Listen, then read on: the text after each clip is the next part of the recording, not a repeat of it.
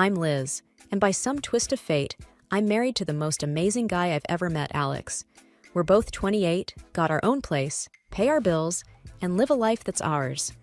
It's been a year since we said I do, and honestly, life's been good, except for one little thing: Alex's parents. Now, don't get me wrong, I never expected to be the daughter-in-law in shining armor, but I also didn't expect to be the family's unwanted guest. The day I met my in-laws, it felt like walking into a lion's den with a stake tied to my neck. My mother-in-law, Jane, had this way of looking at me, like she was trying to figure out if I was more of a nuisance or just plain boring. I could tell she had sized me up and found me lacking before I even had a chance to say hello. Alex had warned me about his mom. "She can be a bit much," he said, as we drove to their place that first time.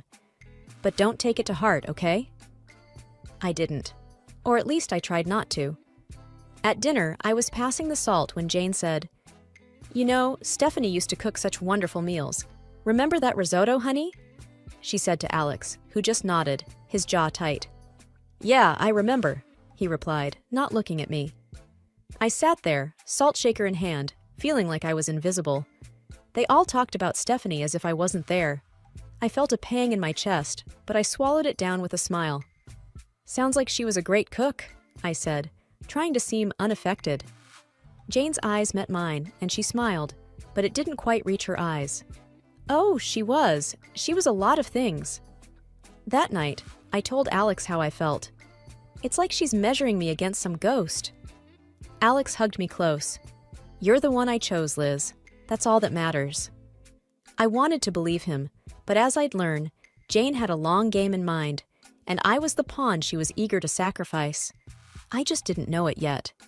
Living with an allergy isn't just inconvenient, it's like having a shadow that's constantly whispering danger in your ear. Since I was a kid, peanuts have been my arch nemesis. It started with a spoonful of peanut paste and a trip to the emergency room that left my parents with a crystal clear message. Keep her away from peanuts and a whole host of other foods if you want her to grow up. It's not just peanuts, though. Soy, peas, cherries, almonds, tomatoes, apricots, bananas, and even potatoes, they're all off limits. It's a list that makes waiters raise an eyebrow and friends hesitate to invite me over for dinner. It's also a list that my mother-in-law, Jane, knows by heart, yet she somehow manages to question every single time we're over for dinner. "Are you sure you can't even have a little bit of this pie? It's got almond extract," she'd ask, with a tone that hovered between concern and disbelief. I would smile politely, though I'd rather not, and say, "Yeah, I'm sure. Thanks, though." It was the same dance every time. I remember once, at a family gathering, I was navigating the buffet, a mental checklist running through my head. Alex was by my side, plate in hand, trying to help me find something safe to eat. That's when Jane swooped in, her voice sickly sweet. "Liz, you must try this casserole. I made sure it was Liz-friendly," she announced, but the glint in her eye didn't match her nurturing words. Alex paused, his fork mid-air. "Mom, you used cream of mushroom soup in this, right?" he asked, knowing full well that many brands included soy, a big no-no for me. Jane's smile faltered for a second. "Oh, I think so. It should be fine." But it wasn't fine, and we both knew it. We made our excuses, me leaving the casserole untouched. But the incident stuck with me. It was a small victory in what felt like an ongoing battle, a battle where Jane held all the cards because she controlled the kitchen. I've learned to navigate this world with careful steps. Eating out is a strategic operation. Alex and I were at our favorite Italian place, a rare find that understood the gravity of food allergies. I'd recited my usual spiel to the waiter, who nodded understandingly. Alex watched me with those soft eyes of his, the ones that said he'd do anything to make my life easier. "You okay?" he asked, after the waiter left. "Yeah, I'm fine. I just hate making a fuss," I replied, folding my napkin on my lap. "You're not making a fuss. You're making sure you don't, die," he said, half joking, half serious. I laughed, a short, grateful sound. "Well, when you put it that way." After dinner, as we walked under the clear night sky, I felt light, happy. That's when my phone buzzed with a text from Jane.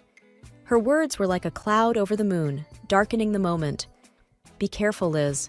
Not everyone takes your condition seriously. Wouldn't want anything to happen to you.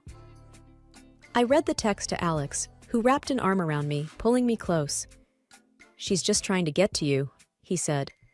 But as much as I wanted to shrug it off, I couldn't shake the feeling that Jane's message was more than just a jab. It was a warning, a reminder that my allergy made me vulnerable, not just to food, but to people like her, who saw it as a weakness to be exploited. The rest of the walk home, I couldn't help but think about all the close calls, all the accidental exposures, and how easily something could go wrong. It wasn't just the peanuts, or the soy, or the peas.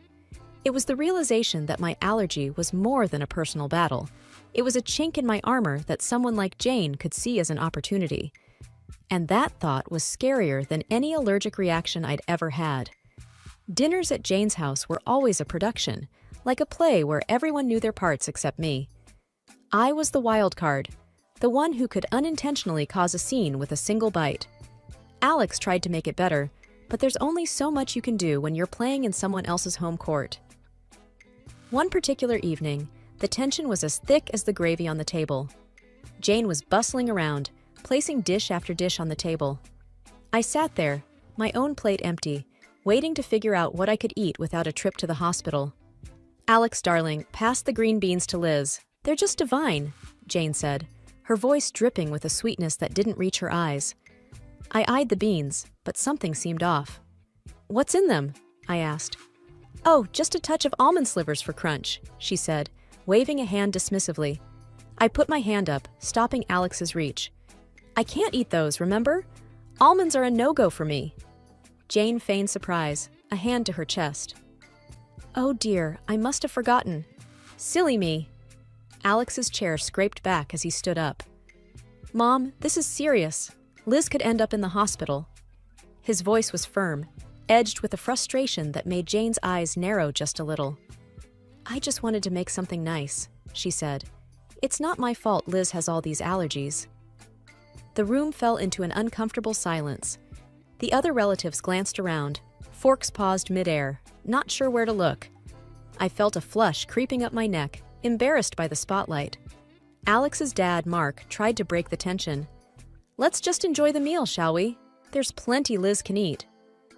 But the damage was done. The rest of the dinner passed in strained politeness, with Jane asking pointed questions about my allergies, as if she were taking notes for next time. Later, when Alex and I were alone, he apologized. I'm sorry, Liz. I should have double-checked everything before we came. I shook my head, tired of feeling like a problem to be managed. It's not your fault, but I'm starting to think your mom does these things on purpose. He didn't answer, and he didn't need to. We both knew the truth. Jane was serving up a side of malice with every meal, and I was the main course. I could always tell when Jane had been working on Alex. He'd get this distant look in his eyes, like he was seeing me, but also seeing through me, weighing her words against his own judgment. This particular evening, it was like a cloud had settled over him, and I knew it before he even said a word. Mom thinks we should consider... Well, she thinks we might not be thinking about the future enough, Alex muttered, not meeting my eye as he fumbled with the TV remote. The future? I asked, a sinking feeling in my gut. Yeah, kids and your health issues, he continued, the word issues hanging awkwardly in the air between us. I felt a tightness in my chest. She talked to you about my allergies again, didn't she? He sighed, setting the remote down. She's just worried, Liz. She thinks it's a lot for us to handle, especially if we want a family. I bristled. We've talked about this. I've managed so far, haven't I? And there are plenty of people with allergies who have kids. Alex ran a hand through his hair, a sure sign he was stressed. I know, it's just... She has this way of making me doubt things. The room was quiet for a moment, the tension thick. I watched him, this man I loved, wrestling with the seeds of doubt his mother had planted. Alex, do you doubt us? I asked, my voice barely above a whisper. No. He looked up, finally, his eyes clear and firm. No, I don't. I just hate that she keeps bringing it up. I hate that it makes us fight. I reached for his hand, our fingers intertwining. "We're not fighting. We're on the same side, remember?" He nodded, pulling me into a hug. "You and me against the world, right?" "Right," I said, but as I held him, I couldn't shake the feeling that Jane's words were like weeds, threatening to grow wild and choke the life out of the beautiful thing we had. And I knew then that it wasn't just my allergies that needed managing. It was the doubts that could seep into the cracks of even the strongest relationships. The news of my pregnancy came as a surprise, a happy one for Alex and me, a complicated one for everyone else. The day we announced it to his parents, Jane's reaction was like watching a robot trying to mimic human emotions. A pause, then a smile that didn't quite match the situation. "We're going to have a baby, Mom," Alex said, his voice a mix of pride and caution as he gauged his mother's reaction. "That's wonderful," Jane managed to say, the words sounding foreign in her mouth. "We must have a family dinner to celebrate." I was skeptical. Celebrations at Jane's were never just celebrations, but I saw the hopeful look in Alex's eyes and agreed. The night of the dinner, the house was buzzing with relatives. Jane was the perfect hostess, floating from guest to guest with a grace that felt almost genuine. When she reached us, her smile was practiced. "Congratulations, Liz," she said. "This is such a joyous occasion." "Thank you, Jane," I replied, trying to match her formality. "We're excited." Alex wrapped his arm around my waist, a silent thank you for playing along. As dinner approached, I felt the familiar anxiety. A table full of food was a minefield for me, but tonight, I hoped, would be different. The table was a feast, dishes upon dishes laid out, and I felt every eye on me as I hesitated, my hand hovering over the options. "Go on, dear," Jane urged. "Eat up. You're eating for two now." I smiled weakly, choosing the safest options, vegetables and rice, plain and simple. But as I reached for a slice of bread, Jane stopped me. "Actually, maybe not that one," she said quickly. "I'm not sure if the baker used soy flour." I paused, bread in hand, and met her gaze. There was a flicker of something there. Concern, or was it a challenge? "Thank you for letting me know," I said, putting the bread down. But the warning bells were already ringing in my head. How did she know about the soy flour? It seemed too close a call, too perfect a save. The rest of the meal passed in a blur, congratulations mingling with the clinking of glasses. But I couldn't shake the feeling that Jane's hospitality was a veneer, and beneath it lay a trap, set and waiting for just the right moment. The family dinner in honor of our future baby was nothing short of a banquet. Jane had outdone herself, and there was a spread that would make a Thanksgiving dinner look modest. But my stomach was in knots, not from hunger, but from fear. Every dish was a potential hazard, a hidden enemy that could send me to the hospital, or worse. As we all took our seats, the chatter around the table was lively, filled with the usual family gossip and stories. Jane was at the head of the table, presiding over the feast like a queen in her court. She called everyone to attention with a gentle tap of her glass. "Before we begin, I just want to say how thrilled we are to be celebrating Liz and Alex's upcoming addition to our family," Jane announced, her voice steady and clear. There was a round of hear, hear, and applause. I forced a smile, feeling Alex squeeze my hand under the table. "Thank you, everyone," I said. "We're really looking forward to this new chapter in our lives." The meal began, and I tentatively picked at my food, choosing the simplest items. Alex watched me, his brow furrowed with concern. "You doing okay?" he asked quietly. "Yeah, just being careful," I replied, pushing a roasted potato around my plate. Jane's eyes were on me, and I felt like a specimen under a microscope. "Liz, you haven't touched your salad. The dressing is on the side, just as you like it," she said, her voice tinged with a forced cheerfulness. "Thank you, Jane. I'm just not much of an appetite tonight," I said, avoiding the salad that I knew could easily contain hidden allergens. As the dinner wore on, the tension grew. Every time Jane offered me something, my anxiety spiked. The room felt hot, the walls inching closer with each passing minute. Then came the cake. It was a beautiful confection, layers of sponge and cream that made the room ooh and ah. Jane cut a slice and handed it to me with a smile that might have been genuine if I hadn't known better. "For the mom-to-be," she said. I looked at the cake, then at Alex, then at Jane. "I really shouldn't," I said, "but it looks delicious." "Oh, come on, Liz.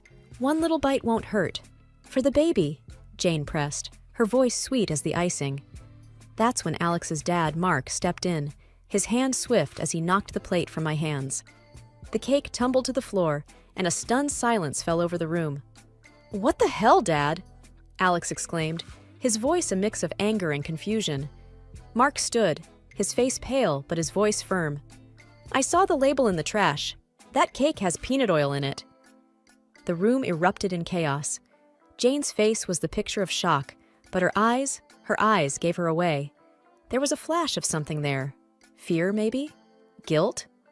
Alex stood, his chair clattering behind him. "Mom, did you know about this?" he demanded. Jane's mouth opened and closed, but no words came out. And in that moment, the truth was as clear as the danger that had been on my plate. The room was dead silent after Mark's revelation, the dropped cake like a crime scene on the hardwood floor. Everyone's eyes were locked on Jane, who seemed to shrink under the collective gaze. "Mom, is it true? Did you know?" Alex's voice cut through the tension, sharp and demanding. Jane's eyes flickered with something dark before she regained her composure. "Of course not. I would never." Her voice trailed off, unconvincing. Mark wasn't having any of it. "I saw the shopping list, Jane. Peanut oil for cake. It was right there, in your handwriting," he said, his voice steady but laced with disappointment. The murmurs around the table grew louder, a mix of disbelief and anger bubbling up from the family. Alex was shaking his head, his hands balled into fists. "How could you, Mom? Liz could have died." I was frozen in my seat, the gravity of the situation anchoring me down. This wasn't just carelessness or forgetfulness, it was intentional. Jane's mask finally slipped, her face twisted in anger. "I didn't want it to come to this, but she's not right for you, Alex. She's weak, and now she's bringing a child into this world who will be just like her." Alex took a step toward his mother, incredulous. "Weak? Liz is the strongest person I know. And you? How could you be so cruel?" I could feel the eyes on me, waiting for me to break down, to crumble under the weight of Jane's words. But I didn't. "Jane," I said, my voice surprisingly calm, "you've made your feelings very clear. But this is not just about me. This is about a family, your grandchild." Jane looked away, her jaw clenched, and for the first time, I saw the hint of fear in her eyes. Maybe she realized that her actions hadn't just endangered me, but her relationship with her son, her reputation, everything. The rest of the evening was a blur. There were arguments, tears, and hushed conversations as the family tried to process what had happened. Alex and I left early, the weight of the evening heavy on our shoulders. We didn't speak much on the drive home. What was there to say? The truth was out, and with it, the facade of a polite, if not happy family was shattered. All because of a peanut. The drive home was quiet, the kind of silence that's heavy, filled with things unsaid. When we finally walked through our front door, Alex and I just stood there, the echo of the night's drama still ringing in our ears. Alex was the first to break the silence. "I can't believe my own mother would do something like that," he said, his voice hollow. I sat down on the couch, the cushion failing to comfort me. "I know. It's a lot to take in." He sat beside me, taking my hands in his. "I'm so sorry, Liz. It's unforgivable." I looked at him, seeing the pain in his eyes, and my heart ached. "It's not your fault, Alex. We couldn't have known she'd go this far." But the truth was there, hanging between us. Jane had crossed a line, and there was no going back. The family was in pieces. Some stood by us, shocked and appalled by Jane's actions, while others struggled to wrap their heads around the reality of the situation. The next few days were a whirlwind. Alex's phone buzzed constantly with messages and calls. Relatives wanted to express their shock, their support, their apologies. And through it all, there was a deafening silence from Jane. No apologies, no explanations, nothing. Alex finally broke the news to me a week later. Dad's left her. He can't get past what she did. He said it's been a long time coming. I wasn't sure how to feel.